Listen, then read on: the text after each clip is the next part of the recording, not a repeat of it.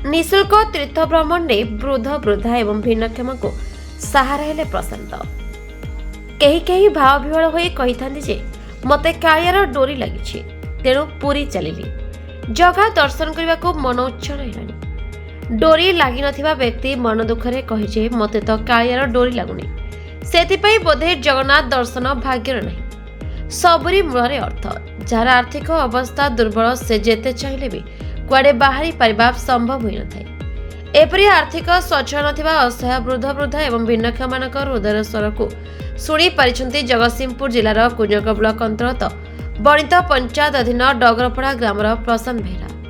वर्षे नुहे 4 वर्ष हेब निज उपार्जन अर्थरे खाद्यपेय सहित बस रिजर्व करी जगन्नाथ धाम भ्रमण कराउछन्ति वृद्ध वृद्धा एवं भिन्नक्षम मानक। मानस जणे लुगा दुकान में कार्यरत श्रमिक जहाँ मासिक दरमा पाती से निज परिवार प्रतिपोषण करने सहित समस्या मध्य करथांती। अन्यर दुखरे समदुखी होई अजातीत भाव में साहाय्य सहयोग ठिया होइथांती। एथिपाई अन्यमानक ठारो प्रशंसा मिलिछि सिना हेले तांकर तीर्थयात्रा कराइबारे कोनोसी आर्थिक सहयोग काहीठारु पाइ नाहंती बोली कहू कहू कहि दैछन्ती। बेस हस खुशी निज निजर मिशन चलैथवा बे आगको जारी रखिए बोली प्रतिज्ञा रखछन्ती। निःशुल्क यात्रा रे सामिल थवा व्यक्ति माने बहुत खुशी निज निजर प्रतिक्रिया मते दैछन्ती। ना कहले चंदुरी बेहरा को गां डगलपड़ा आपण जो आज को तीर्थ को जीव चाहते पुरी आ को कोणार्क जीवु आ आपण बयस केते हेलाणी 60-70 खंड हबनी आ केबे एमती तीर्थ जाइथिले नाई जमा जाई नथे। केबे केमिति कोन जीव जाउ ये तो 2 वर्ष ला 3 वर्ष ला जाऊ से पो नउचे हमको साधार आ हमें पैसा पत्र न पाइबार आ अभाव संसार मजू नागले तो भात खाइबो आ पैसा पाइबो को एते बाट जीव से नउची साधार केते खुशी अछि हां केते खुशी अछि हां खुशी हम अछु ताकर से तार से आइस गडबे चलथो 12 वर्ष पर्यंत ने आपण तीर्थ करी केते खुशी अछि हमें बहुत खुशी भल अछु खाऊ न खाऊ गोटा जगह देखि आउछु आ भल खुशी बासी रे हसी बासी रे आ दिलीप दास को गां डगरपड़ा को तू आज कोन आपण कोडी जाउछथि ये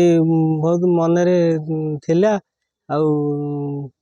जो तीर्थ करिया पे आज प्रशांत नउची मते आ बहुत 50-60 लोक जाउचंती आ तांको संगे मु जाउची आ केते खुशी अछंती बहुत खुशी अछि।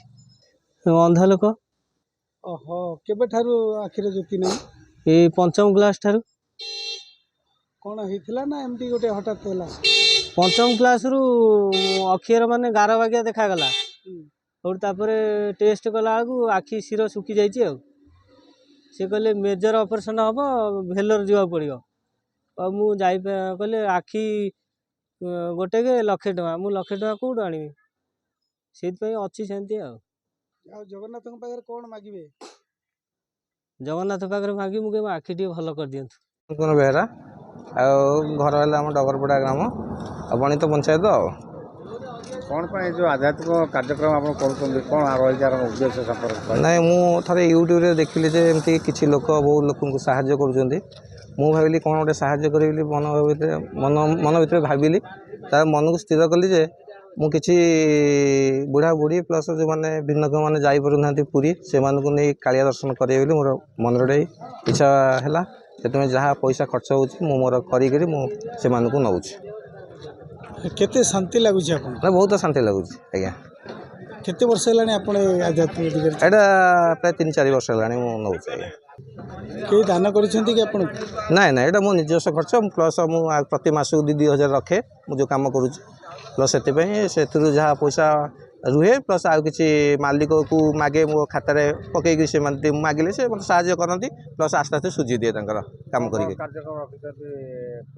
पुरी जीवी प्लस कोणार्क जीवी आ बाट मंगला सब किसी अच्छी सब देखेबी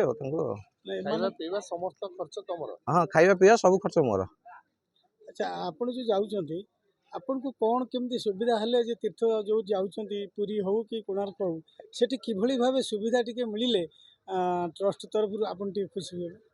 नहीं मु भाबुची कोन मु जहाँ चिंताधारा करि पारुची देखुची भाबुची से जगह जाईकिरी महाप्रसाद गोटे गोटे साधारण लोक किनला 100 टका पड़ुची ଧର ଆମେ ନେଇକି ଯାଉଛୁ ବୋଲି ସେମାନେ ଖାଇପାରୁଛନ୍ତି, ମହାପ୍ରସାଦ ଖାଇପାରୁଛନ୍ତି। ଯଦି ଗୋଟେ ଗରିବ ଲୋକ ଯାଏ ସେଇଠି ମହାପ୍ରସାଦ କିଣି ଖାଇବା ପରିସ୍ଥିତିରେ ନାହାନ୍ତି। କାରଣ 100 ଟଙ୍କା ଦେଇ ଗୋଟେ ଗରିବ ଲୋକ ଖାଇପାରିବ କି? ଧର ଯିଏ ପଇସା ଅଛି ସେମାନେ ଯାଇ କିଣି ଖାଇଦେଇ ପାରିବେ, କିନ୍ତୁ ସାଧାରଣ ଲୋକ ଗରିବ ଲୋକ ମହାପ୍ରସାଦ 100 ଟଙ୍କା ଦେଇ କିଣି ଖାଇବା ପରିସ୍ଥିତିରେ ନାହାନ୍ତି। ମୁଁ ଚିନ୍ତା କରୁଛି ଯଦି ପ୍ରଶାସନ ଏ ବାବଦରେ କିଛି ଟିକେ ପଦକ୍ଷେପ ନିଅନ୍ତେ, ମହାପ୍ରସାଦ ଯେଉଁମାନେ ସମାଜସେବୀ କିଛି ଲୋକଙ୍କୁ ନେଇକି ଯାଉଛନ୍ତି, ମହାପ୍ରସାଦ ଉପରେ ଟିକେ ଯଦି ରିହାତି କିଛି ମିଳନ୍ତା ଆମେ ଟିକେ ଭଲ ଟିକେ ଉପକୃତ ହୁଅନ୍ତୁ। ଆପଣ ଏତେ ଥର ପୁରୀ ଯାଉଛନ୍ତି, ସେଠି ପ୍ରଶାସନ ତରଫରୁ ଆପଣ କ'ଣ କ'ଣ ସୁବିଧା ସବୁ ଦିଆହେଉଛି? ଏତେ ଥର ପୁରୀ ଯାଇଛି, ମୁଁ ତ କାହାକୁ ସେଠି ଜଣେଇନି ନା, ପ୍ରଶାସନ ତରଫରୁ କିଛି ମୋତେ ସୁବିଧା ମିଳିନାହିଁ।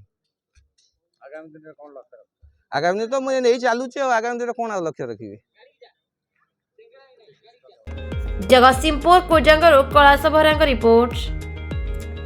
ଦ ରିପବ୍ଲିକ ଓଡ଼ିଶା 24 ନ୍ୟୁଜ୍।